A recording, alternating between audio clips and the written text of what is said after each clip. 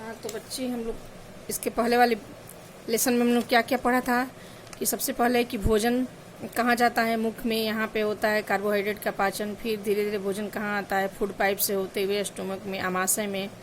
आमाशय में यहाँ प्रोटीन का पाचन होता है और क्या बनता है, पेप्सिन प्रोटीन को बदल देता है। ठीक है, उसके बाद कहाँ हम पहुँचे थे, अब इसमें हम लोग पढ़ेंगे कि छोटी आंत में भोजन का पाचन कैसे होता है, यहाँ क्या क्या बनता है, कार्बोहाइड्रेट टूट करके क्या बनता है, प्रोटीन क्या टूट कर बनेगा और वसा क्या बनेगा, तीनों का हम यहाँ पढ़ेंगे कि छोटी आंत में कैसे होता है। तो उससे पहले छोटी आंत में भोजन का पाचन होता है, इससे पहले यहाँ दो हम दिखा रहे हैं आप लोग को, यकृत और अग्नाशय, दो फिगर है यहाँ। तो यकृत से क्या निकलता है, यकृत से निकलता है पीतरस। क्या निकलता है, पीतरस। और वो पीतरस जाकर कहाँ जमा होता है, यहाँ छोटा सा एक लगा हुआ है, देखिए पित्ताशय, यहाँ पे आकर के जमा हो जाता है। तो यकृत से क्या निकला बच्चों, पीतरस। और पीतरस कहाँ जमा होता है, पित्ताशय में। और ये फिर कहाँ आता है, तो ये आता है हमारा छोटी आंत में। और यहाँ है अग्नाशय, इसको इंग्लिश में पैनक्रियाज बोलते हैं। अग्नाशय से जो अग्नाशयिक रस निकलेगा वो भी आएगा छोटी आंत में। ये सब छोटी आंत में ही आएंगे और यही भोजन का फिर पाचन होगा। तो अब आप कहेंगे कि जो यकृत से जो निकला पित्तरस वो आया कहाँ जमा हुआ, पित्ताशय में। और पित्ताशय से कहाँ आ गया वो, पित्ताशय से आ गया छोटी आंत में। तो इसका क्या काम है, तो अब इसको हम बताते हैं कि इसका क्या काम है पित्ताशय का। तो देखिए, हमने आप लोग को यहाँ दिखाया है कि यकृत से पित्तरस निकला, पित्तरस में क्या होता है, पीत लवण होता है। इसका क्या काम है, तो जो वहाँ वसा पाया जाता है, वसा की जो बड़े बड़े गोलियां होती हैं, बड़े बड़े टुकड़े होते हैं, तो ये जो गॉल ब्लैडर यानी कि पित्तरस से जो पीत लवण निकला, ये बड़े बड़े वसा के गोलियों को क्या करता है, छोटे वसा का छोटे छोटे विखंडन करके छोटे छोटे गोलियों में इसको तोड़ देता है। मतलब कहने का सिंपल फॉर्म में कि वसा का यहाँ सरलीकरण हो जाता है। और इस प्रोसेस को कहते हैं पायसीकरण या इमल्सिफिकेशन। इंग्लिश में बोलते हैं इमल्सिफिकेशन और हिंदी में इसको बोलते हैं पायसीकरण। तो एक बार और समझ लीजिए आप, भोजन कहाँ आया, छोटी आंत में पहुंचा। छोटी आंत में उसके पहले यकृत है। यकृत क्या है, एक ग्रंथि है। और उस ग्रंथि से छोटी सी लगी हुई, देखिए ये पित्ताशय है। और ये जो पित्ताशय है उससे क्या निकला, पीतरस। और पीतरस का हम कार्य बता दे रहे हैं। तो पीतरस जो है, पीतरस से क्या निकला, पीत लवण। वो क्या काम किया, वसा के बड़े बड़े गोलियों को क्या किया, छोटे छोटे टुकड़ों में तोड़ दिया। इस क्रिया को कहते हैं पायसीकरण। इस पीतरस का बस इतना ही काम है। अब नीचे हम देखते हैं, उसके बाद क्या एक लगा है यहाँ छोटा सा, अग्नाशय।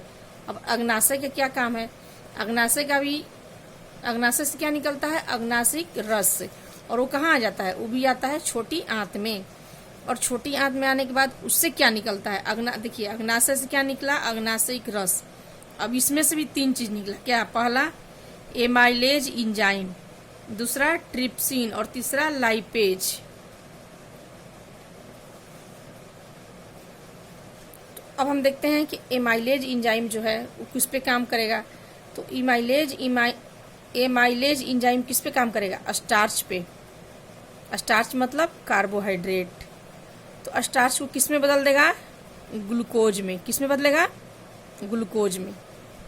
दूसरा ट्रिप्सिन इंजाइम, ट्रिप्सिन किस पे काम करेगा, प्रोटीन पे। तो ये प्रोटीन पे ट्रिप्सिन जब काम करेगा, ये इंजाइम है, तो ये क्या होगा, पेप्टोन्स में बदल जाएगा। किस में बदलेगा, पेप्टोन्स में। तीसरा यहाँ क्या निकला, लाइपेज इंजाइम। लाइपेज इंजाइम किस पे काम करेगा, वसा पे। वसा किस में बदल देगा, वसा अम्ल में। यहाँ तीनों चीज का पाचन हुआ। एक चीज बच्चों और देखने की बात है कि जो पीतरस से जो निकला पीत लवण, ये जो यहाँ इंजाइम है, ये क्षारीय माध्यम में काम करते हैं। किस माध्यम में, क्षारीय माध्यम में। और इस पीतरस का एक और काम है कि ये यहाँ के माध्यम को क्या बनाता है, क्षारीय। तभी ये तीनों एंजाइम यहाँ काम करेंगे। जैसे कि ऊपर में हम लोगों ने देखा कि आमाशय में जो HCl है वो वहाँ के माध्यम को अम्लीय बनाता है, तो पेप्सिन काम करता है। उसी तरह यहाँ पीत रस से पीत निकलता है, जो यहाँ के माध्यम को यानी कि छोटी आंत की ये माध्यम को क्या करता है, क्षारीय बना देता है। और इस क्षारीय माध्यम में ये तीनों एंजाइम काम करते हैं। कौन कौन? Amylase, trypsin, lipase. ठीक है, तो अब हम यहाँ देख लिए कि अग्नाशयिक रस से क्या निकला, एमाइलेज एंजाइम, जो स्टार्च को किसमें बदल दिया, ग्लूकोज में। ट्रिप्सिन एंजाइम निकला जो प्रोटीन को बदल दिया पेप्टोन्स में। तीसरा लाइपेज एंजाइम निकला जो वसा को बदल दिया वसा अम्ल में। अब भोजन में क्या हुआ, यहाँ पे कहाँ ही भोजन हमारा है, छोटी आंत में। अब छोटी आंत से भी कुछ रस निकलता है जिसे कहते हैं आंत्र रस। अब लास्ट यहाँ भोजन का पाचन हो जाएगा। अब जो कार्बोहाइड्रेट बचा हुआ, जो हमारा कार्बोहाइड्रेट है, उसका छोटी आंत में पूरी तरह से यहाँ क्या होता है, पच जाता है। और क्या बन जाता है, ग्लूकोज।